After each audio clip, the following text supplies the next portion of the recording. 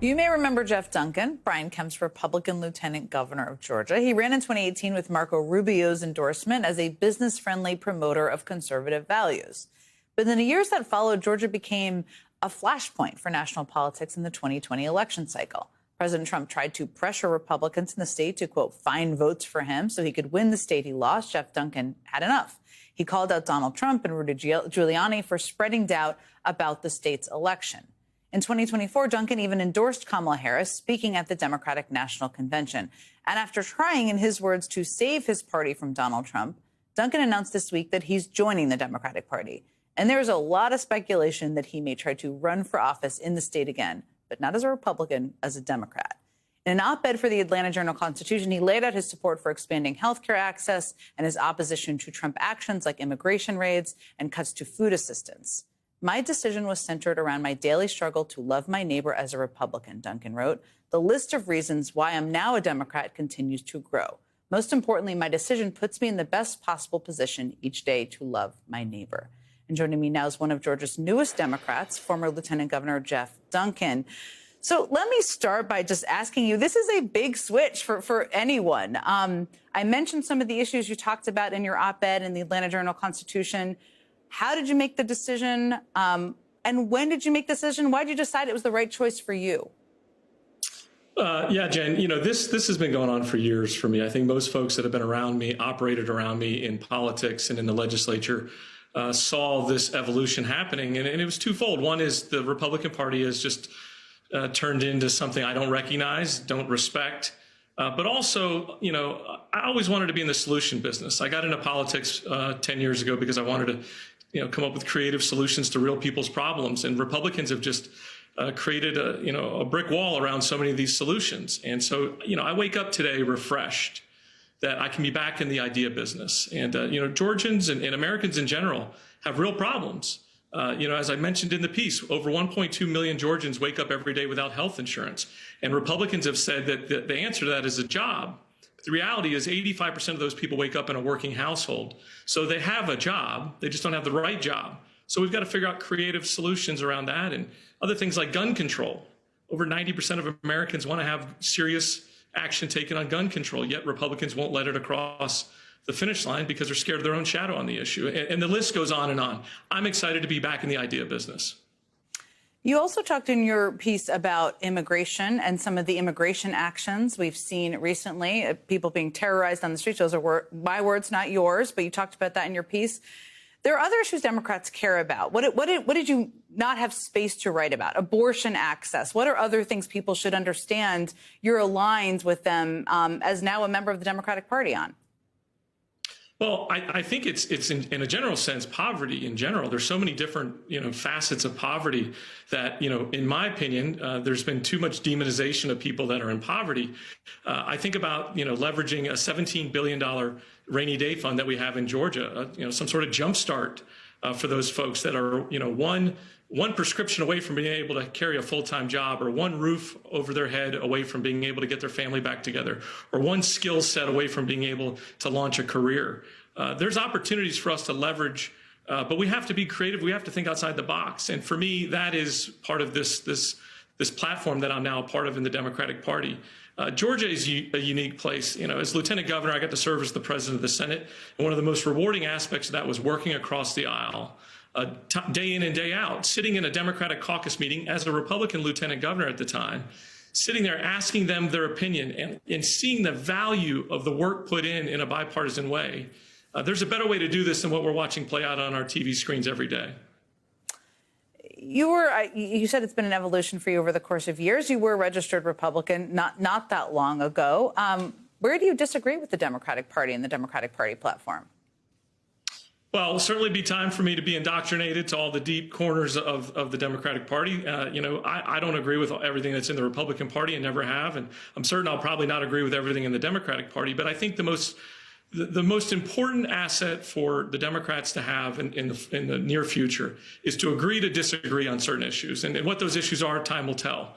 But I think it's important for us to really lock in as Democrats, be able to be the party of ideas, be able to get big ideas across the finish line and really meet people where they're at, whether they need a job, whether they need health care, whether they need a safer neighborhood, whether they need somebody to just stand up for them or their neighbors, like I talk about in the piece. I think it's important. And this is the opportunity for Democrats. If Democrats can come together and grow the size of the tent and allow them to be able to put their best foot forward in state after state after state, I think with this chaos comes opportunity for the Democratic Party. And neither Texas nor the FBI at the federal level have the ability to arrest these Texas Democrats who are breaking quorum. They just don't. There is no legal precedent for that. There's no law on the books that would allow them to do that. So as you know, I've been saying, they're all allowed to visit Chicago or Illinois, but they won't be taking anybody home with them. Today, the Republican Senator John Cornyn of Texas announced that the FBI agreed to help locate the Democratic Texas lawmakers who have fled the state in protest of the new congressional maps, which I have to say makes zero sense since everyone knows where they are. The Democrats left Texas to prevent Republicans from granting Donald Trump's wish to create 5 new Republican congressional districts ahead of the midterms.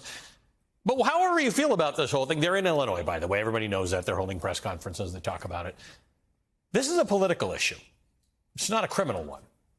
There's simply no world in which the FBI needs to be involved in this. But for anyone worried that this administration is misusing the levers of justice, sending the FBI after a group of elected state legislators would give more proof that this administration is doing just that.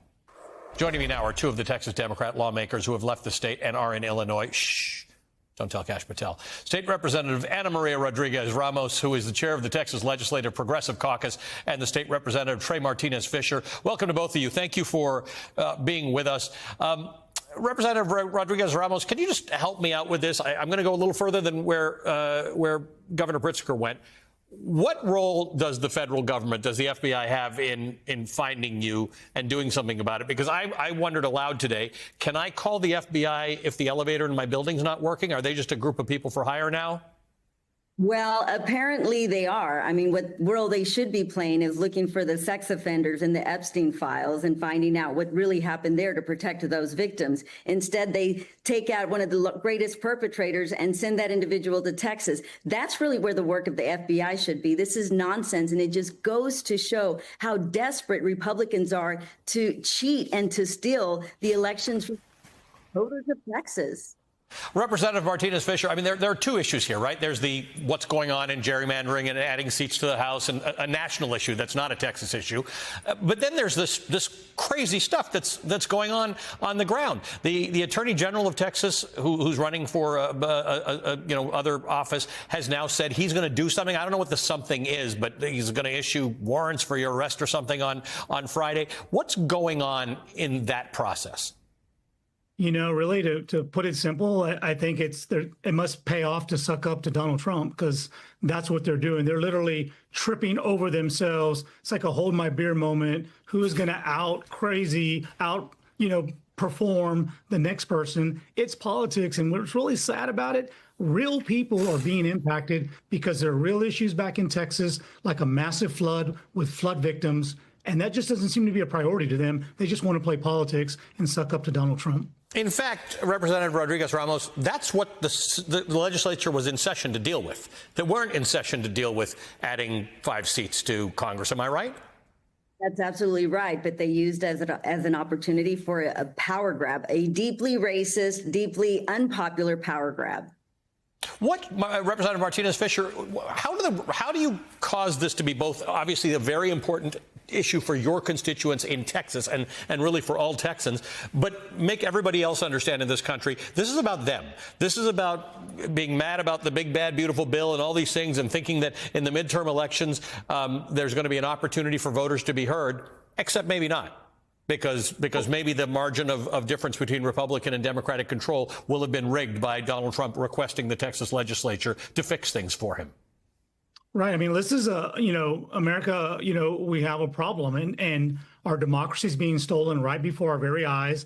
And I don't care what analogy you want to use, but if you like sports, I mean, why would you play a game if you knew no matter how hard you tried, you were going to lose because it was rigged? Yeah. That's what they're doing with congressional districts. And so, number one, that's bad. Shame on them. But even worse, they're going to do it on the backs of the Latino community, the African-American community, the Asian community. Now, you know, that is just adding insult to injury, and they don't care. They don't want to win elections fair and square. Donald Trump has a lot to lose. My colleague over here said it best. They are exposed and do not want oversight. And so they will do anything they can to preserve this election, even if it's to cheat and thwart democracy and throw all the federal officials at the folks standing up for truth and justice.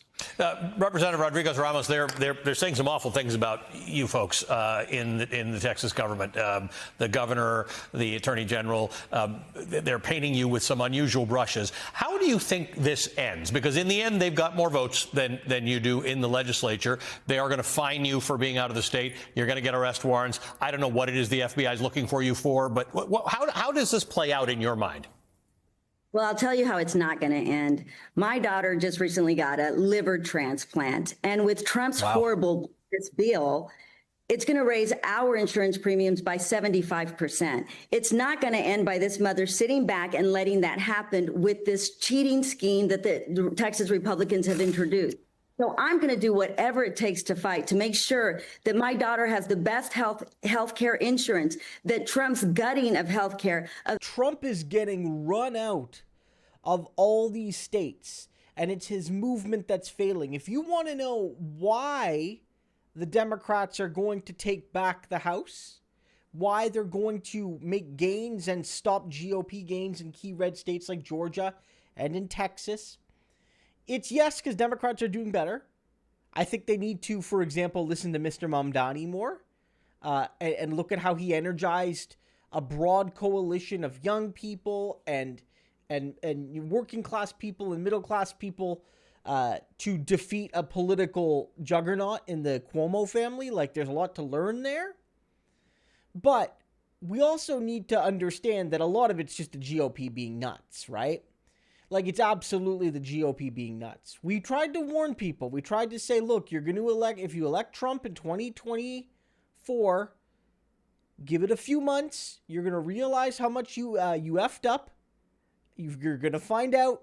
And then by 2026, you're going to be begging to vote for Democrats. And Republicans, again, they're not making it easy.